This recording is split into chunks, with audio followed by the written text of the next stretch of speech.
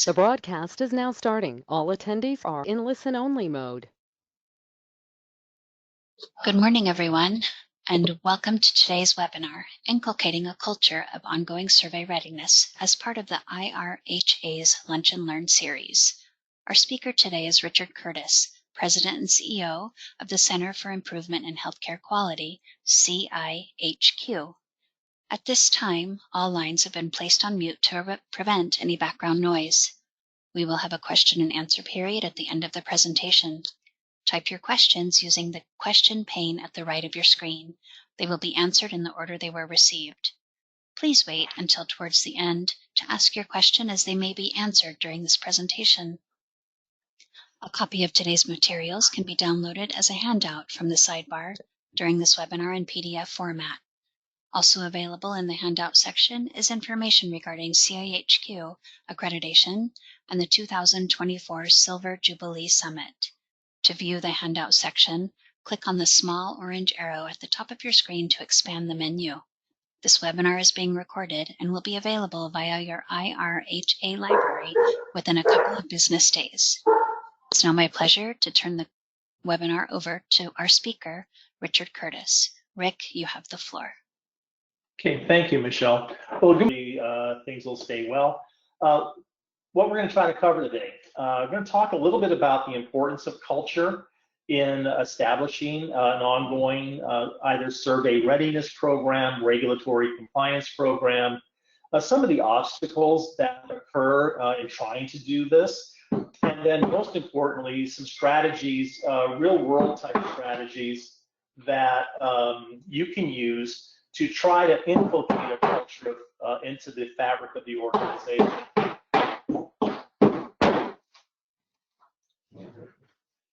Sorry about the pounding. I have some construction going on. One of the joys of working virtually, I just asked the gentleman to stop for a bit.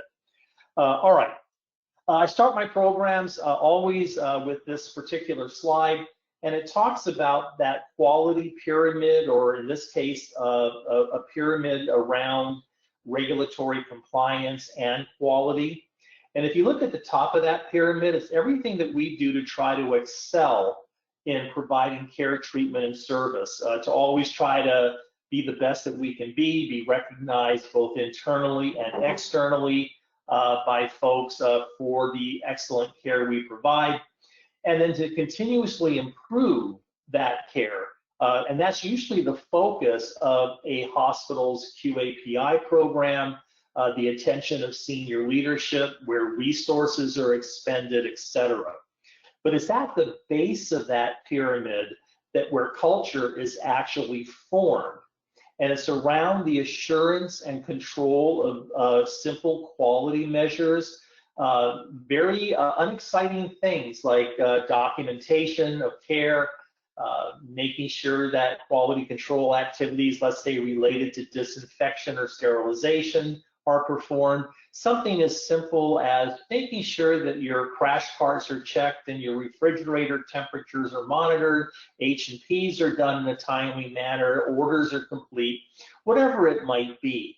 It's all the stuff that we do on a day in, day out basis that forms the base of that pyramid around, again, that control and assurance of quality, and obviously the safety of patients and the environment.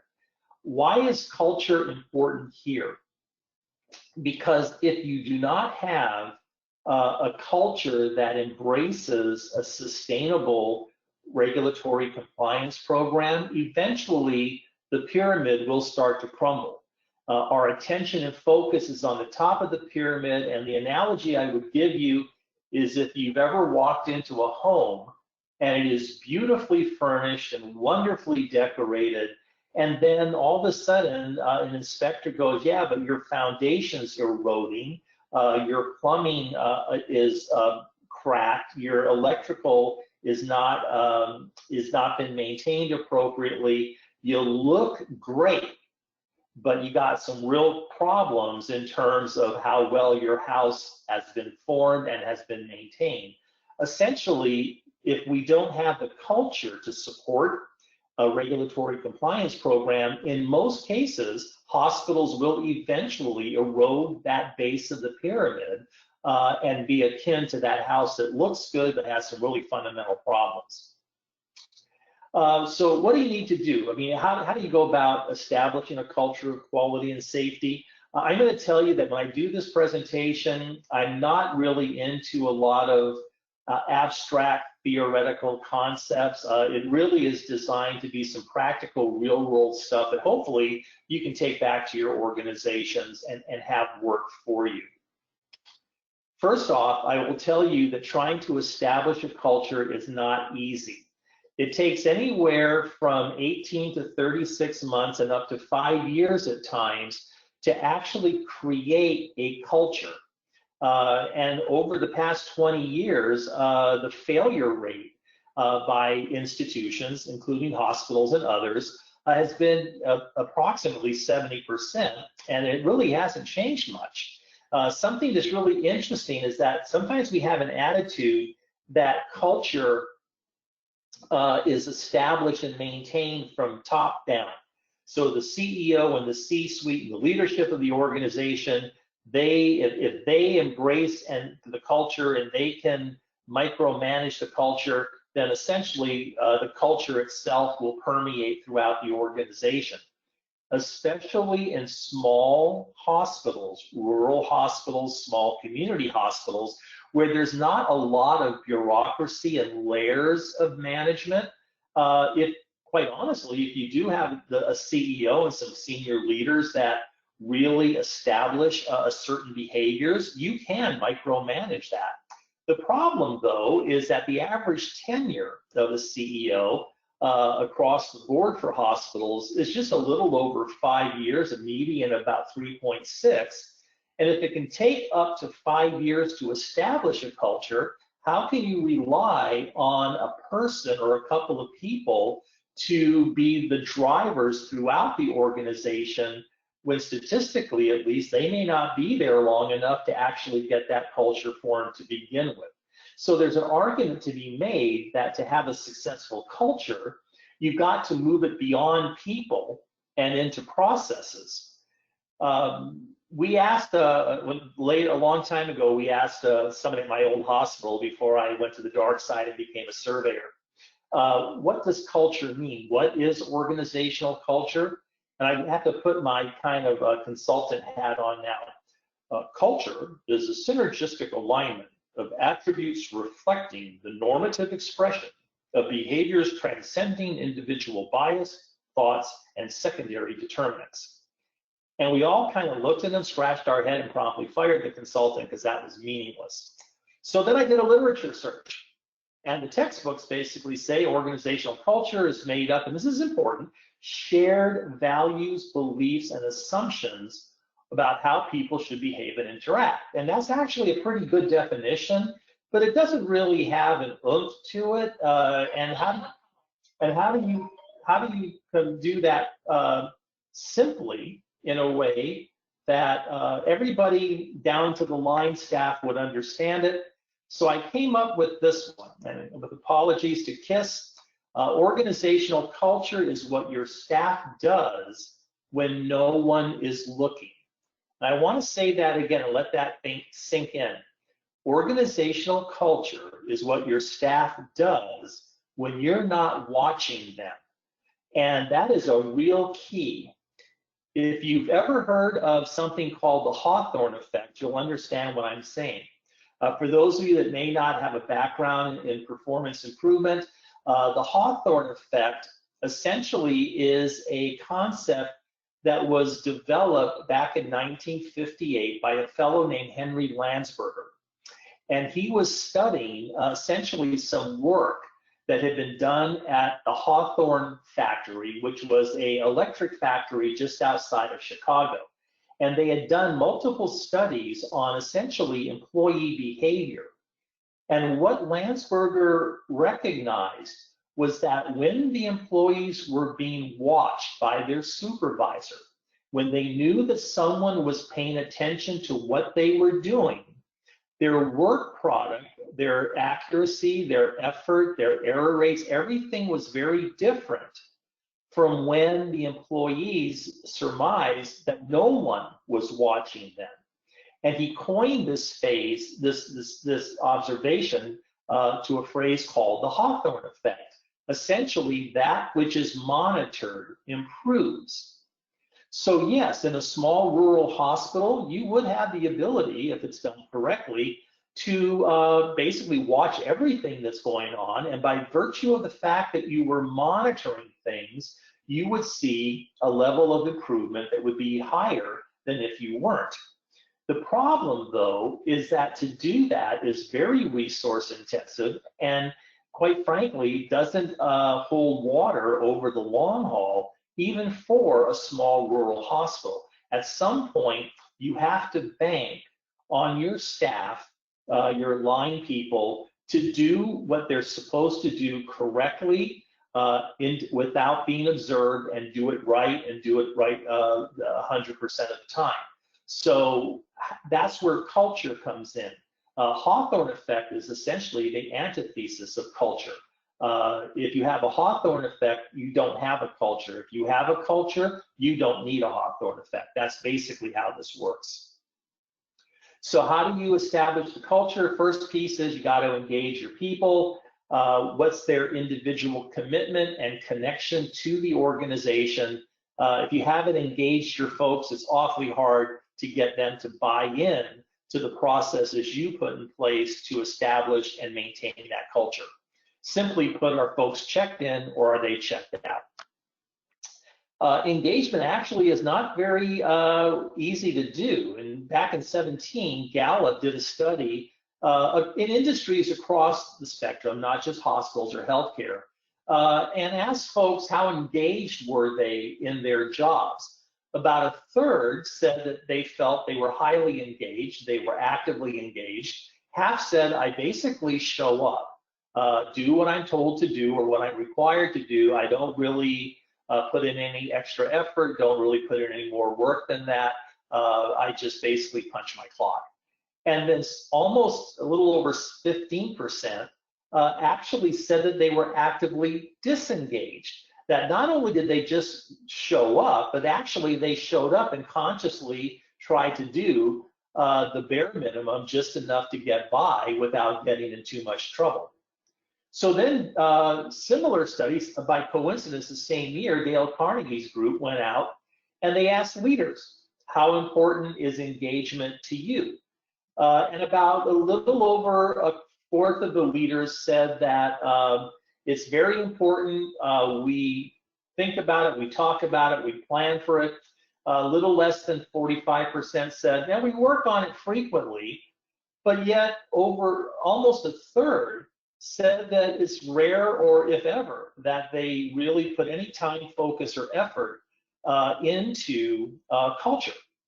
So if you think about it, if a third of the leaders in organizations basically check out of this, and almost 69% are either a staff or either actively disengaged or just going through the motions, is it any wonder that culture struggles to maintain itself and sustain itself over time? So engagement really is a key to that very first step of establishing culture.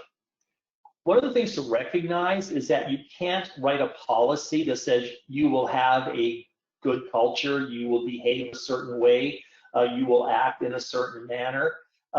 Culture is a soft sell. It's an adaptive work. It's not a technical work. And one of the mistakes we make often in hospitals or any other institution is that we think if we put something structurally in, technical work, that somehow that solves the problem. So we write policies and we have standardized procedures and we develop protocols and we do checklists, all the tools that people need to do their jobs well, to understand them.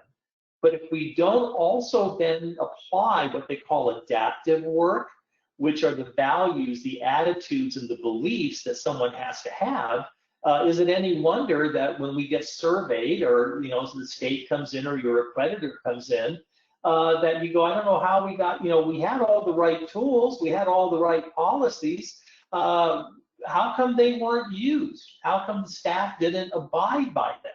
That's the difference between an engagement that understands the importance of adaptive modeling versus technical work. So how do you promote engagement? Really, there's 4 pillars, and we're going to go through these fairly briefly.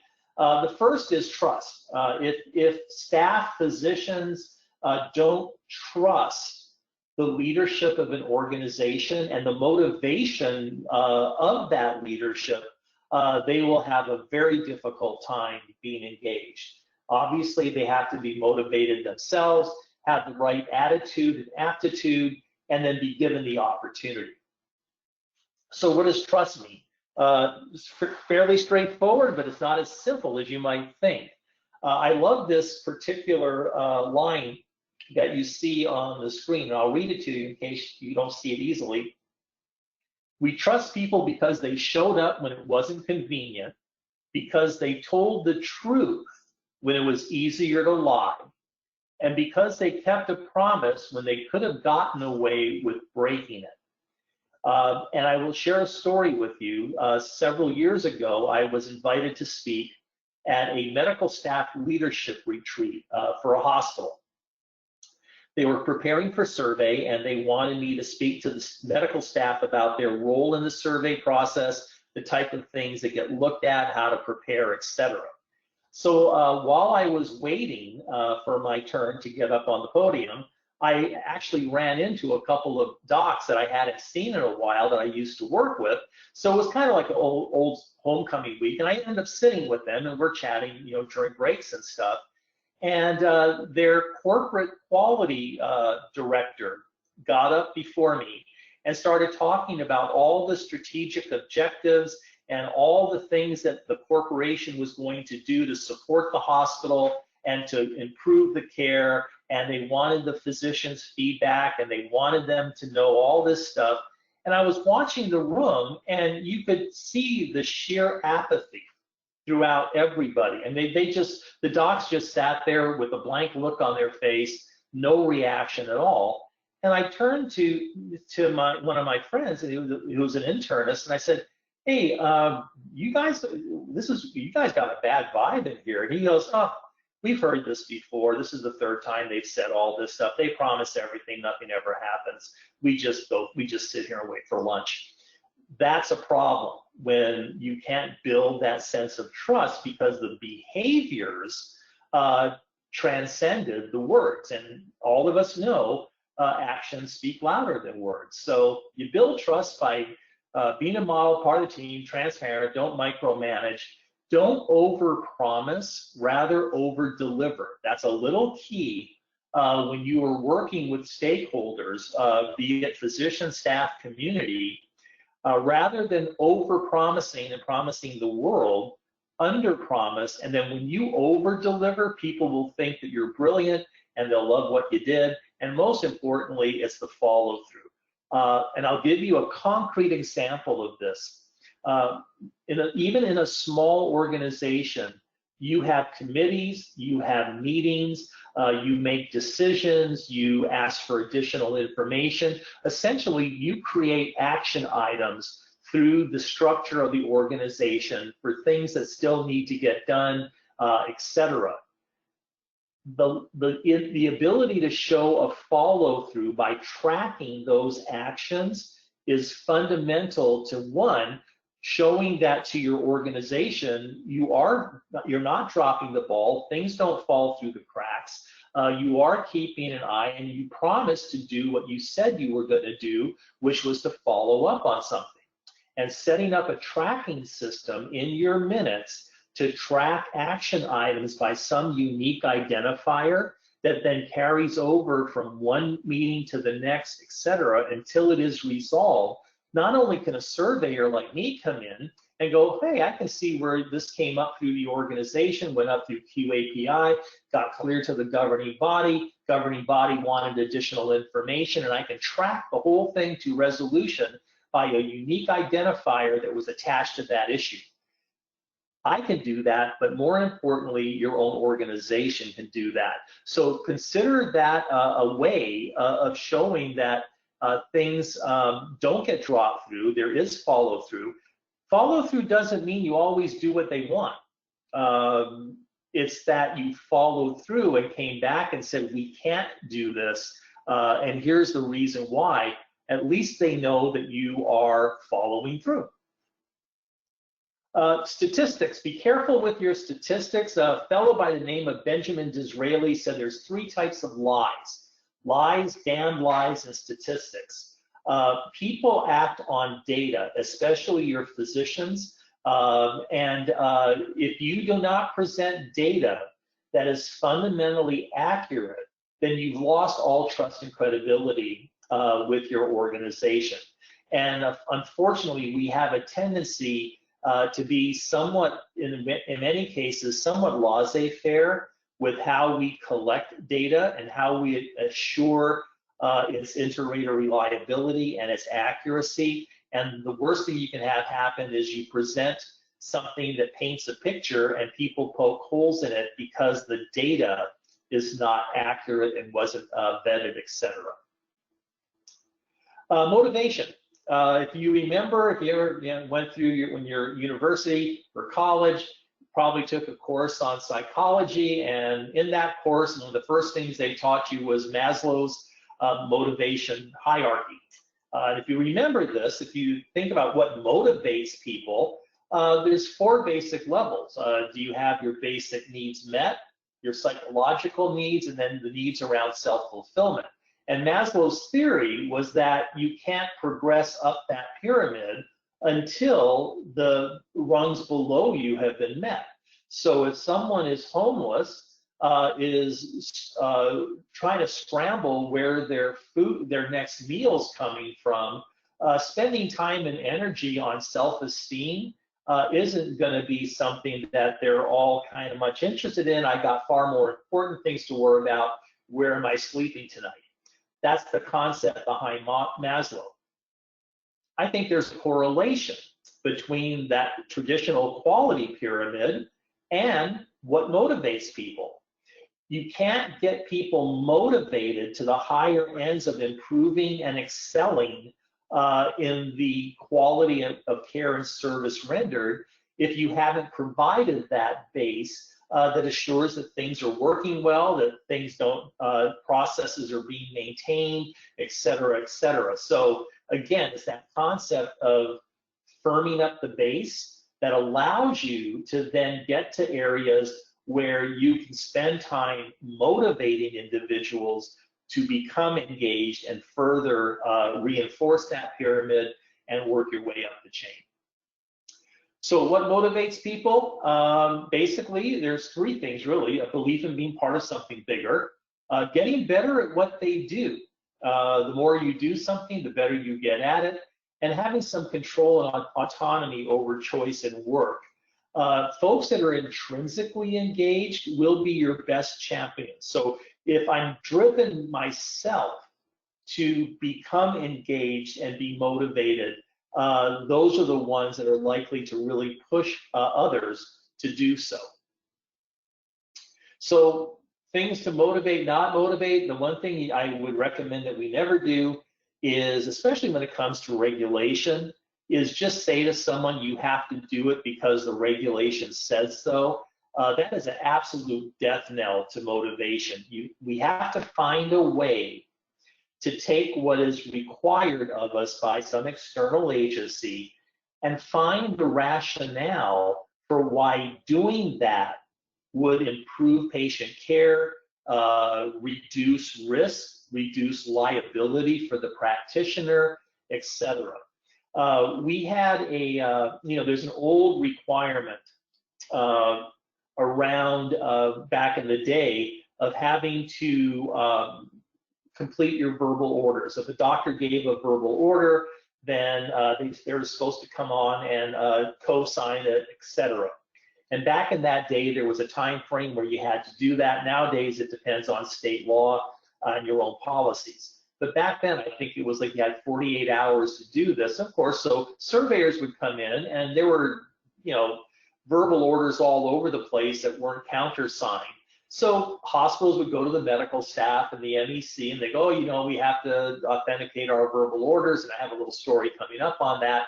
And they try to write an action plan. But quite frankly, sign my orders isn't something that I found intrinsically valuable. And that's what multiple physicians said to me. I just don't see the reason for it. And if the response was, well, because CMS or our accreditor said so, well, that's about worth a quarter of a cup of coffee.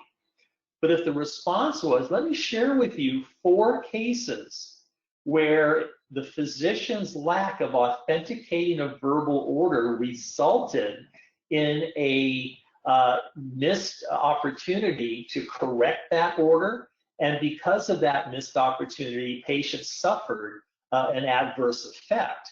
That makes it real. And now I see, okay, we need to do this not just because CMS or CIHQ or the Joint Commission said so. There's actually a rationale and a reason for why this helps to keep patients safe. And that type of thing will increase your motivation far more than simply saying that we have to do it because somebody told us to. Attitude and aptitude. I don't know if you can read this. It's George Bernard Shaw, but it's a great quote. It says, when a man teaches something he does not know to somebody else who has no aptitude for it and gives him a certificate of proficiency, the latter has completed the education of a gentleman. So if you don't know what you're doing, but you teach somebody else how to do it and you say, hey, you're great, that's probably what he was talking about gentlemen. So what's an attitude is how you think about something. Aptitude is your ability to do something. You could have the best of intentions, but you don't have the skill set for it. Conversely, you can have the skill set for it, but your attitude really prevents you from being successful in whatever you are endeavoring to do. So trying to find individuals with both the right attitude and aptitude to be your champions, to engage people in establishing a culture is absolutely critical. 3 quick stories about attitude gone wrong. Remember I told you about co-signing orders? I was sitting in a meeting of an MEC once at a community hospital. They had been surveyed by the Joint Commission. They got cited for not co-signing orders. Someone at the MEC raised their hand and said, I think this is a ridiculous waste of time. We're not going to do it. Tell CMS Joint Commission where to stick it. And I remember the CEO was sitting next to me, and he leans over and whispers, he goes, can they do that? And I said, well, it's their MEC. They can say whatever they want. And the medical staff secretary is going, should I write that down? And I said, no, I'd probably just leave that off the books until you had a chance to talk. But that's attitude. Second example, survey team. By the way, never have your surveyors go into the physician dining room for lunch. It can be a minefield in there. In this particular case, hospital sent folks in. Surveyor hears an anesthesiologist who spots them, says right out front, we should put a sign out that says, welcome Joint Commission, expletive deleted. Of course, the hospital administration apologized all over themselves. You know, this isn't how we are. This is horrible. We apologize. And the survey team was very kind. They said, we understand these things happen. And they sustained multiple condition level deficiencies right after that. This one was an actual, I witnessed this. I felt so sorry for this quality director. They had a survey done. They were given 57 requirements for improvement by the Joint Commission over a 3-day survey. The CEO at the exit conference goes, well, this isn't my problem. That's what I have a quality director for. Imagine how successful that QM director is going to be if that's the support and the attitude toward regulatory compliance from the leader of the organization. Now, just in case you think it's all us, trust me, it goes both ways. Years and years ago, I attended a survey that had the California Department of Health Services as part of the survey team. And at lunch, I noticed that the orientee was sitting off by herself, and I hate to see people eating lunch alone. So I walked over, sat and joined her. We started talking. I asked about, you know, why did she get into working for the Department of Health? This was her exact quote. I love this job. I don't have to think. And I sat there somewhat nonplussed, and I wasn't sure how to respond. So I basically just said, well, I'm sure you'll have a great career, and left it at that. So the attitude goes both ways, and aptitude as well. So how do you get the right people? When you bring staff on, you bring physicians on, your intake tools, your assessment tools, et cetera, should really focus on their attitude toward regulation, toward following the rules, and their ability to actually do so. And one thing, I know you're small organizations, you pretty much know who's around, you kind of have a good handle on people because you work so closely together. But having some line staff and physicians respectively involved in the actual hiring and appointment decision-making process, and I'll explain why that's going to be important in a few minutes. And then obviously your technical work, your job descriptions, performance evals, appointment, reappointment, should build in what you expect in terms of attitude and their ability to actually comply. Last piece is opportunity. Cat in the cradle. I'd love to, Dad, if I can find the time. Time is the enemy. People, especially your medical staff, don't have the time to give, and especially in small organizations, the more that you take people away from the bedside, you have no one else to buffer and cover you. You're running pretty thin as it is. So the key here then is to flatten the bureaucracy. And one way for your docs is don't expect them to sit in committees, to sit in work groups. Let your staff and your administrative team do that work up front, and then simply go to them for decision making. So, and I'll give you an opportunity. For a while, the Joint Commission was very interested in assuring that physicians were part of an after action analysis for emergency preparedness testing. Wanted to make sure that there was a doc sitting there when you all analyzed how well your last emergency drill went. So what would hospitals do? They'd run around, they go, hey, Dr. Smith, we have a meeting next Tuesday from 1 to 2. Can you come and sit with us? We have to go through the analysis of what happened, et cetera. Maybe Dr. Smith was willing to give it a one shot. Half the time though, he says, I'm too busy, I've got too much to do, I'm sorry, I can't. If, however, the team had met and said, here's the 3 things that we think that would involve physicians, that we think we need their buy-in on, and then said to Dr. Smith, I need 2 minutes of your time. While we're working, while we're doing something, let me run these by you. That they can do, and they're still involved. You still meet the intent of whatever standard it applies to, but you're respecting their involvement in time.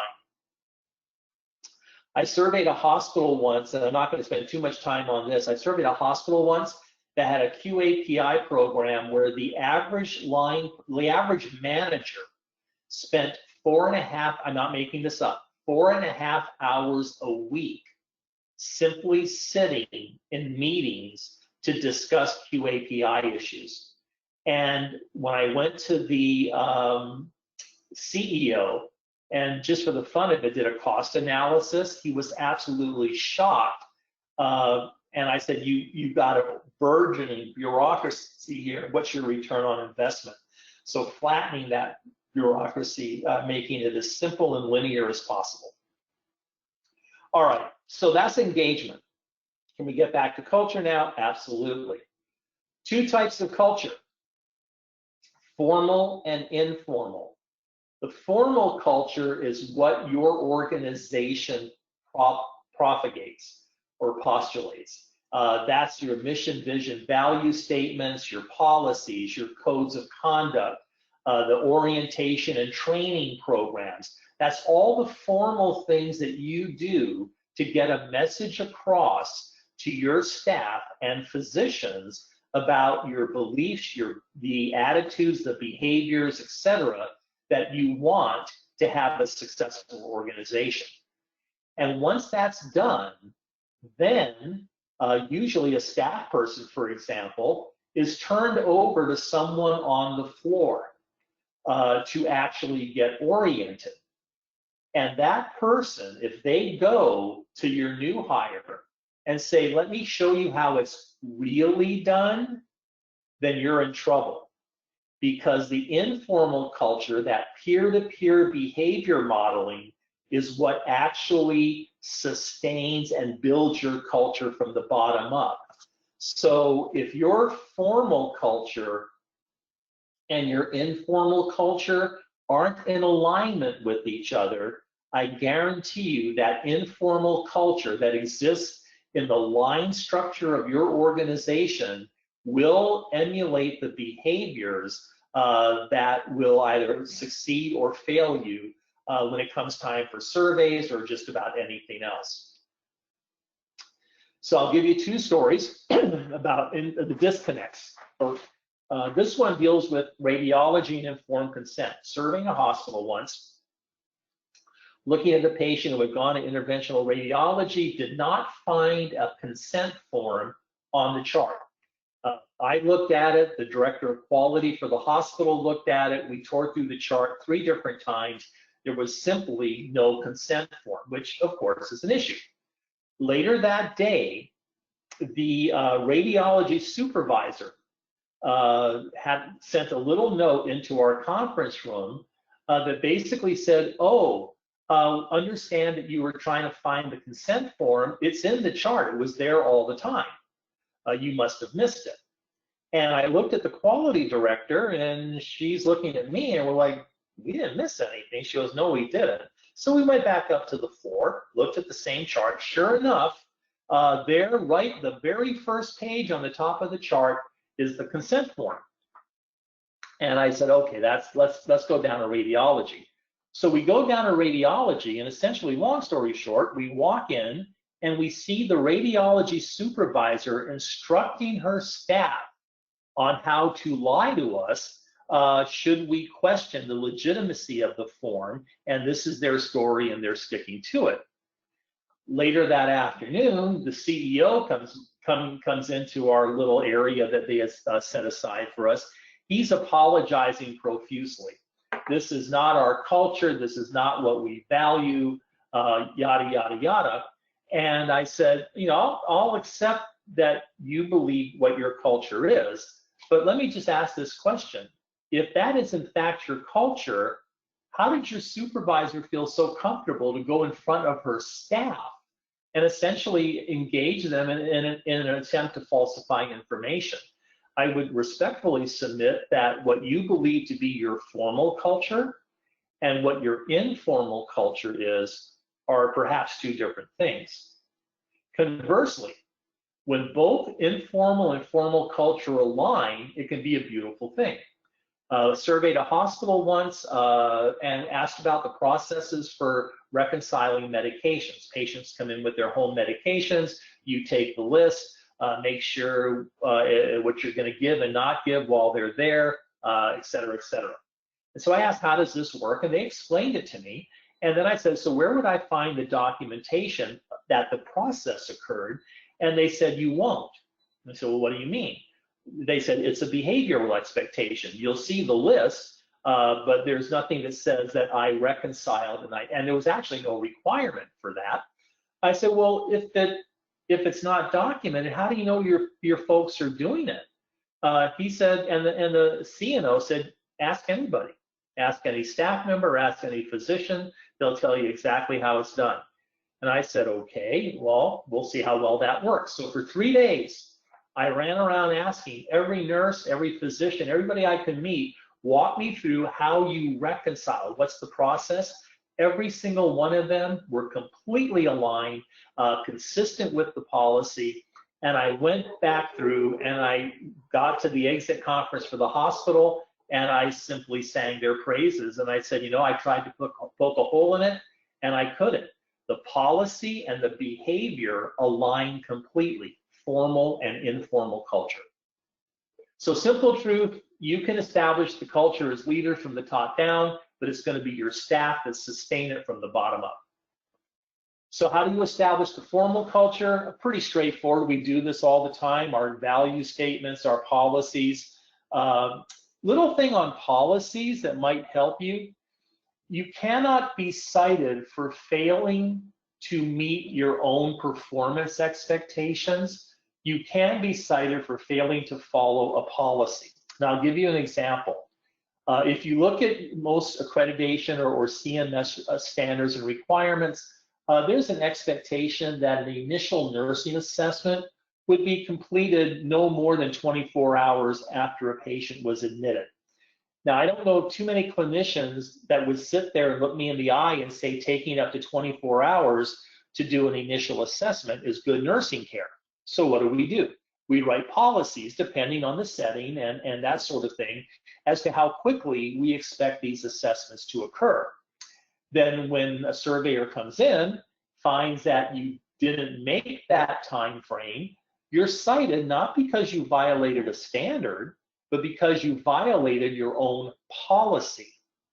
But if your policy had said that our policy is that we must, in this example, have an initial nursing assessment within 24 hours of admission, but our performance standard is that we get it done within this time frame, then failure to meet it means you didn't meet your own performance standard, and you can take action on that, but you didn't violate your policy, and therefore I have no basis to cite you.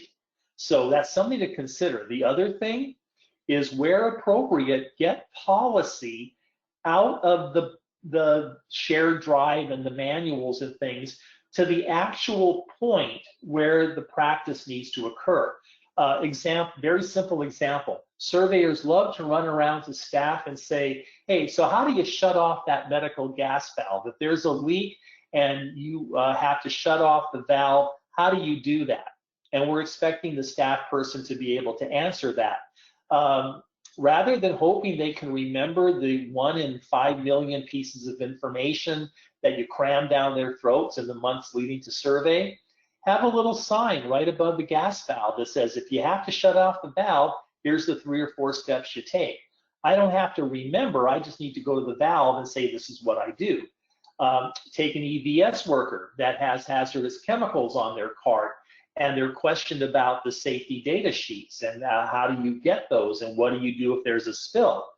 Rather than having to remember where to go and get those, consider looking at what they have in their carts, pulling the SDSs, making copies, put them in a little protector, and have them attached right to the cart, maybe English on one side and their native language on the other side.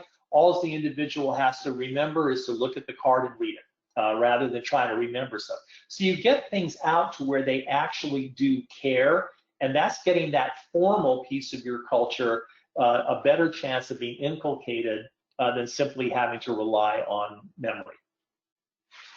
Job descriptions, compensation structures, metrics, all of that stuff is helping you to get your paperwork in order. Speaking of paperwork, this blew me away. I read a study once by Salsus Global that the average healthcare worker on a daily basis has over 600 policies, procedures, or guidelines that impact the care, treatment, or service they provide. How in the world can we expect folks to do things consistently, appropriately, and reproducibly when we are completely inundating them with the technical and the formal culture of the organization? So if there any way that you can streamline, modify, simplify the sheer amount of paperwork and things that they have to understand, the better the chance of your formal culture taking hold. Get the right leaders. This one is probably the one thing that I'm gonna, one of the two things that I think is really important. We often, now in small hospitals, I'll admit that sometimes you're bringing people from within and there's not a large pool. So you already pretty much know your people if you're grooming from within. Sometimes, though, you're having them from without, and that's where you have your intake processes to try to screen them as best you can.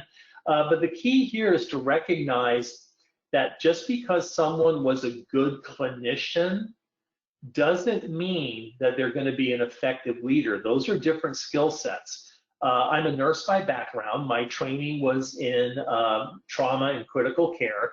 And I would consider myself to be a fairly good clinician, but I'm not going to pretend that I was the greatest clinician that ever worked in the trauma unit. I was competent, I was solid, but I certainly wasn't the be all and end all. But what I found is I had a knack for understanding a regulation or some standard and how to interpret it, teach it, and apply it in a way that made common sense and got others to come along with me. But there was no place for me to go in that particular hospital because all the ladders, all the recognition, all the growth potential was around how good of a clinician were you, not how effective, in my case, of a regulatory compliance person. Same concept goes for leaders. Simply recognize that, and you may be looking at people with a different skill set that can actually help you better. If you have the board, get the board on board as much as possible. Make sure they get the training, the education. I worked for a corporation that shall be nameless once. The quality committee of the board was made up of basically lay people, and our CMO would come into that board meeting with very complex graphs and charts, technical terms, jargon, and essentially befuddled the committee to where they sat there and said, okay, I really don't understand what you're saying, but I will trust you, you're the CMO. And some of the stuff that came through that committee, I would sit there and scratch my head. But training the board in a way that they can understand issues and act upon them. And then what I've seen effective in some organizations, both large and small, is the board actually out on the floors making periodic rounds. So maybe once every 6 months, you can talk a board member into, hey, let me show you the hospital. Let's tour, let's go to the areas. And not just the lobby and the med surg floor, but take them into the OR, take them to sterile processing, take them in the back of the kitchen, let them see how that works, and let them get that real world experience of what they're hearing in the paperwork and all of that stuff. Likewise, this I thought was a great program. It was a small hospital, not a large staff, small C-suite, but the CEO essentially every quarter would have the C-suite go out and spend the day working alongside a line position. So the CFO would spend the day in the kitchen making trays. The VP of the foundation would spend the day with nursing and an aide cleaning and turning rooms over and all that kind of stuff. And what it did is it helped the leaders understand the effect of the policies and the budgets and all the decisions they made on that front line. And the front line saw the behaviors that the leaders wanted to be emulated from the leaders themselves. The unintended consequence was that leaders got to know their staff and vice versa. So the CEO would be walking down the hospital and a lab tech would be coming, a phlebotomist would be coming the other way. And in the past, when it was, hi, good morning, now it was, oh, Emily, good to see you. Are the kids, is your son feeling better? He was, and oh, thank you for remembering, because they actually had a connection, and getting people out to do that is a really great way to get that formal culture. All right, informal culture. This one is something that is, I would encourage you to take home with you. The reality is, as leaders, you cannot maintain the informal culture of an organization. It's out of your purview. It's out of your ability to control. The best you can do is try to influence that culture so that it aligns as close as possible with the type of culture you are wanting to have emulated. And the first piece here is to recognize probably the biggest lie that we have been told in healthcare. And that is that 80% of the performance issues that we see in our hospitals are because our processes are faulty. That is a lie. The reality is that 20% of your people are causing 80% of your problems. And we need to get to the point where we stop constantly changing our processes and we get to where we start identifying the 20% and either help them improve or help them find a new career. And I will give you the classic example. There is a universal protocol. If you're a clinician, you know about this. It's to prevent wrong site surgeries or procedures. That protocol, if you implement it as it is designed, it is foolproof. They have engineered through the use of that protocol the possibility of error right out from under us. If you follow that protocol, you will not have a wrong site surgery or a wrong procedure. Yet, it is still one of the top sentinel events that occur in hospitals across the nation. Why? Because every single time the investigation is done, the protocol wasn't followed. So is that a performance issue caused by a faulty process? Or is that a performance issue caused by people not following what is a well-designed process? So if that's the case, you need to determine and realize that your aggregate data will not change individual behavior, but data that addresses individual behavior will aggregate to change your culture. I remember as a staff nurse early in my career, our manager would come to us and they say, we're not doing well on this, and we're not doing well on that. We need to improve this. And we'd all sit in the room, and I'd sit there and go, actually, I know exactly which nurses aren't doing that. I work with them every day. Simply telling all of us that we need to improve doesn't change a thing. Pull the 3 nurses in and sit them down and say, hey, you got to do this. How do you do that? That's by doing prevalence studies rather than random sampling. So rather than saying, I want to go see how my staff is doing with pain meds or medication administration or wherever it might be, you simply look at, find several nurses, pinpoint them, look at their stuff. If they're fine, find a few more until you find the ones that aren't doing it, and then you can sit them down, help them, educate them, get them up to speed. And if that doesn't work, then you basically say, maybe you need to find a new career. Make your story, stick to it. It takes 50 to 20 times before something that you say to someone becomes internalized. So every single way you can reinforce your culture and what you expect. Everything from having it show up when you turn a computer on, the signage. One thing I really would recommend is that you groom your right people. Remember, if you give your orientations, you turn them over to a proctor or a mentor or preceptor. If that preceptor doesn't adhere and have the same values as the formal culture, that's where you'll lose your people. So taking the time to make sure that your preceptors aren't just clinically knowledgeable, but also have the right attitude and the right aptitude to engage those new people, be they staff or physicians, to do the right thing. Very cute. I saw in the back of a bathroom once, a little place where they had a bulletin board and all sorts of stuff for the staff to know and read.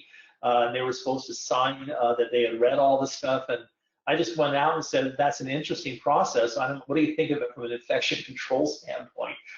They didn't have a good answer for me. So carrot and stick, basically, if someone's doing the right thing, celebrate it.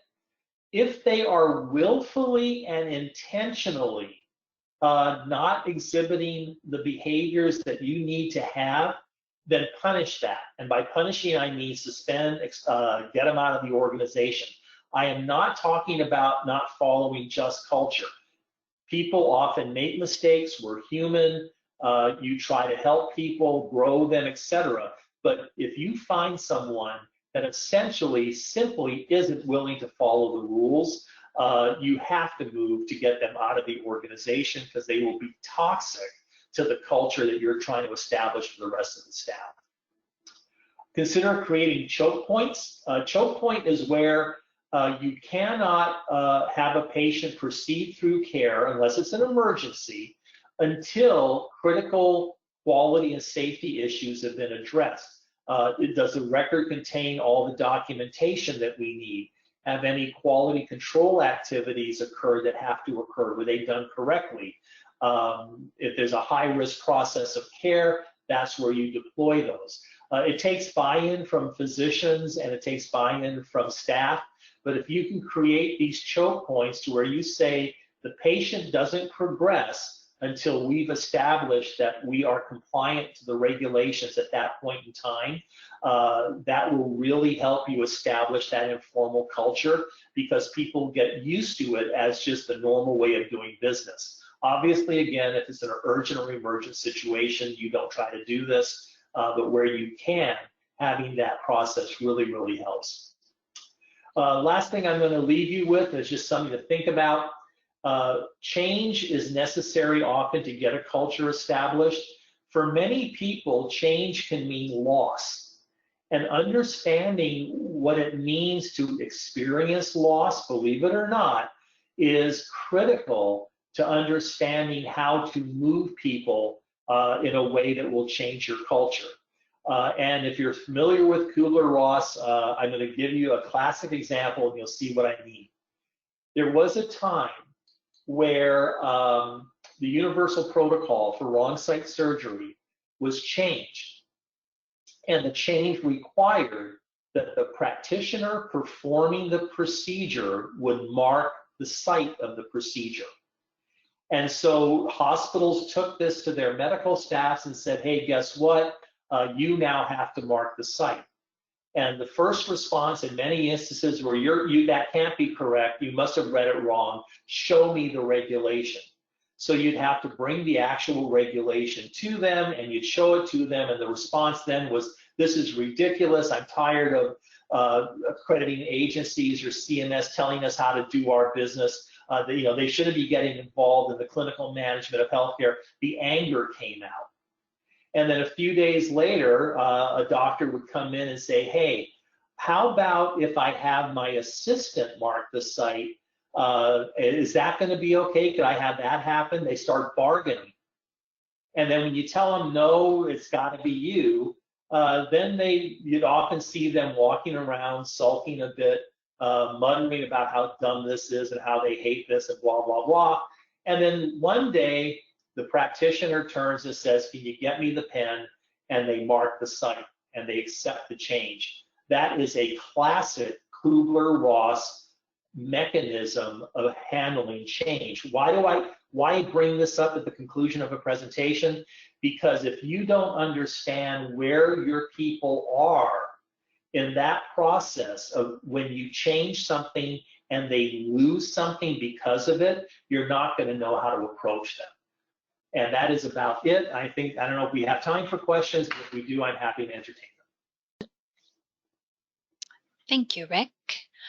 If you have any questions regarding today's topic, please feel free to email Rick at rcurtis@CIHQ or Allison Orwig, your Indiana Rural Healthcare Association representative. Thank you so much for your time. This webinar will be available on YouTube within a couple of business days.